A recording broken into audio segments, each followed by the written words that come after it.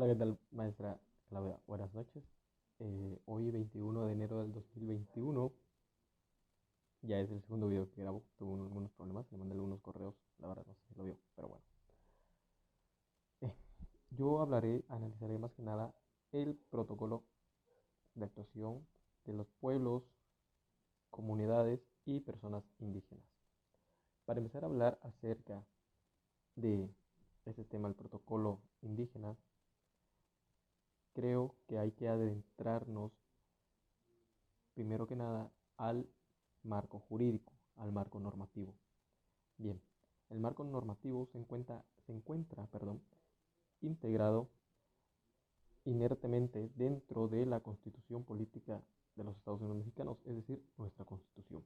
Así también se encuentra dentro de los tratados internacionales, más que nada en aquellas reformas de derechos humanos que se dieron el 2011. Asimismo, se dice que otra interpretación de origen, más que nada internacional, que se puede ayudar a orientar este tema, es la orientación judicial, o sea, el tema de la interpretación que los jueces le pueden dar tanto a la Constitución como a los tratados internacionales. Eso es muy bueno, ya que de ellos parte de una manera humanista, por así decir, el tema de que a los pueblos indígenas, así como a las comunidades, más que nada a las personas, no se les vean violados algunos derechos que pues por el hecho de ser simplemente de una comunidad indígena se le violentan, ¿no? Bueno, ahora bien, además de la interpretación judicial, existen también otros instrumentos internacionales que van a garantizar más que nada el hecho de que los derechos de estas personas y comunidades no sean violentados.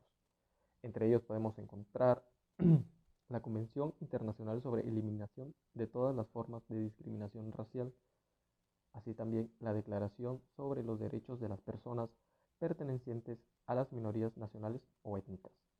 Ahora bien, dentro de estas declaraciones se podía considerar también, ahora sí que de manera nacional, el artículo 2 de nuestra Constitución Política de los Estados, de nuestra Constitución Política, ¿no? Em, Este artículo lo que hace es volver la Constitución un modelo pluricultural para que así ésta se vea integrada, ya sea de forma, hablando un poco de la religión, y ahora sí que de los pueblos indígenas, se delinee más que nada un modelo jurídico que pueda garantizar y potencializar más que nada el derecho internacional de la pluriculturalidad. Asimismo, cabe recordar que, por ejemplo, acerca de los derechos de las personas, comunidades y pueblos indígenas, acercándonos más que nada a lo que son el reconocimiento de la diversidad cultural, tenemos que tener en cuenta que México es uno de los países más pluricultural. Esto se debe a que son diversas eh, tipos de personas indígenas, muchos pueblitos, muchas clases, o sea, son diferentes lenguas que se pueden hablar. Hay que recordar que en 2010 se hizo un censo en el cual se menciona, de hecho el protocolo menciona que se estima que son más de 6 millones de personas que hablan o se identifican como una persona proveniente de un pueblo o comunidad indígena. Por ende, estas son personas indígenas. Ahora bien, hay que tener en cuenta que a una persona indígena se le toma el hecho de la máxima, se le protege también como a cualquier persona con la máxima autoridad que podría ser nuestra Constitución. Pero también el protocolo menciona que estas personas, las personitas indígenas, son aquellas a las que más se le violentan los derechos, ya que, por ejemplo, el tema de la comunicación. Esto era más que nada, porque ahorita ya se está mejorando, por así decir, el tema de la comunicación, porque de antes, o un poquito años atrás, a las personas se les violentaba tanto derecho a educación, ya que pues no habían maestros que hablaran tal vez lenguas mayas, eh, entre muchas otras.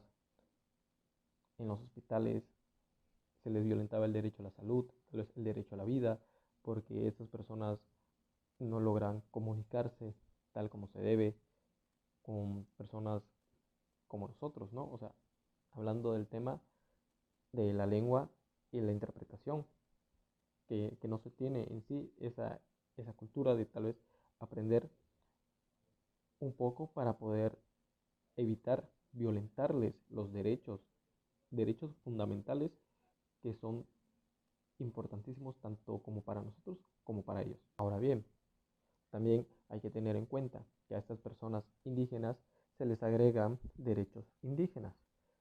Y nuestra constitución, nuestra máxima norma, menciona que no corresponde ni siquiera al Estado ni a los especialistas de el- del tema indígena definir en sí quién puede gozar de esos derechos indígenas. No se puede decidir a quién se le van a aplicar derechos indígenas. ¿A qué voy con esto? A que las personas por sí mismas se tienen que identificar, se tienen que autodeclarar personas provenientes o personas indígenas, para que así se les pueda, ahora sí, que aplicar estos derechos que pues igual están plasmados en nuestra Constitución. Hay que tener en cuenta que el protocolo también nos habla de la discriminación que estas personas sufren. Me remonto a lo que yo hablaba acerca de los derechos violentados que eran tal vez como la salud, como la educación, entre muchísimos otros más, y cómo es que la discriminación juega un papel tan importante para violentarle los derechos a estas personas. Hay que tener en cuenta que hasta en las escuelas existe discriminación, en los centros comerciales, en los hospitales. Viene siendo como el racismo que que sufrimos nosotros por parte de los Estados Unidos, por así decirlo. Bueno, así me lo imagino yo. También hay que tomar en cuenta algo muy importante que menciona el protocolo, que es el acceso a la justicia. A veces estas personas sufren, como lo acabo de decir, de discriminación. Entonces, la importancia de proteger o tener más herramientas como los protocolos, las declaraciones, instrumentos internacionales es sumamente importante, ya que de un problema se derivan varios. Por ejemplo, me remonto a lo que acabo de decir, que es la comunicación en la cual se violentan los derechos, la discriminación, que es proveniente también de la mala comunicación que estas personas pueden tener, así como el acceso a la justicia. Entonces, en, cito al protocolo que menciona que de conformidad con el derecho a la libre determinación, los pueblos indígenas deben tener acceso a la justicia a nivel externo de los estados e internos. Asimismo, deben tener acceso a la justicia tanto de manera individual como colectiva. Esto de manera individual como tanto colectiva se podría decir que es porque a veces no simplemente es una, dos o tres personas que sufren discriminación o a los cuales se les son violentados los derechos. No, hay que recordar que aquí en México a las comunidades, mayormente las industrias o otro grupo de personas, son las encargadas de discriminar, violentar derechos, hacerles prácticamente la vida imposible a los pueblos de las comunidades indígenas, ya que, un ejemplo, en los pueblitos de aquí de Campeche, a veces a las comunidades indígenas se les contamina lo que viene siendo su principal fuente de agua, tal vez sea un río o X cosa. Se contaminan mayormente por las grandes industrias y es de aquí donde se remonta el hecho de que se le violentan tanto derechos como el derecho eh, a la salud, a, a cosas sumamente importantes, como puede ser el agua, así también a una vivienda, porque hay que recordar que las industrias vienen, arrasan con todo, y esto así es, ¿no? Hay que tener en cuenta que la importancia de estos instrumentos internacionales más que nada sirven para prevenir esta violación de derechos que las personas y comunidades indígenas sufren día con día. Entonces, ahora bien, ya tratando de concluir un poco, se podría decir que como el protocolo menciona, como menciona la declaración, así como también nos habla nuestra constitución política, es muy importante tener en cuenta que tanto las comunidades, las personas más que nada, son violentadas día a día por el simple hecho de ser indígenas, por el simple hecho de que tal vez la sociedad que está alrededor de ellos no logra acreditarles o darles un 100% de igualdad, de los cuales nosotros sí gozamos. Entonces, la importancia de estos protocolos, declaraciones y tal como habla el artículo 2 de la Constitución Política es sumamente importante, ya que se le violentan tantos derechos, puede ser de la salud, educación, entre muchísimos otros más, como se violentan sus recursos naturales que ellos tienen o pueden tener, que estos gozan. Así también del espacio donde ellos viven alrededor, como yo ya hablaba hace un instante, el tema de las industrias. Hay que tener demasiado cuidado y la importancia de estas declaraciones o el hecho de que existan o se vayan creando más instrumentos. Yo no creo que en algún día, no creo que en algún día se logre la igualdad que existe con nosotros y ellos, ya que eso supone un verdadero reto, tanto como para nosotros como tanto para ellos. El hecho está en tratar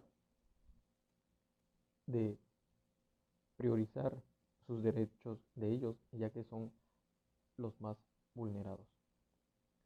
Creo que hay que protegerlos demasiados porque de todos lados, de todos lados son afectados. Y de verdad es injusto que tal vez hasta el hecho de tomar una clase o ir a una consulta médica les resulte sumamente difícil por el simple hecho de la comunicación.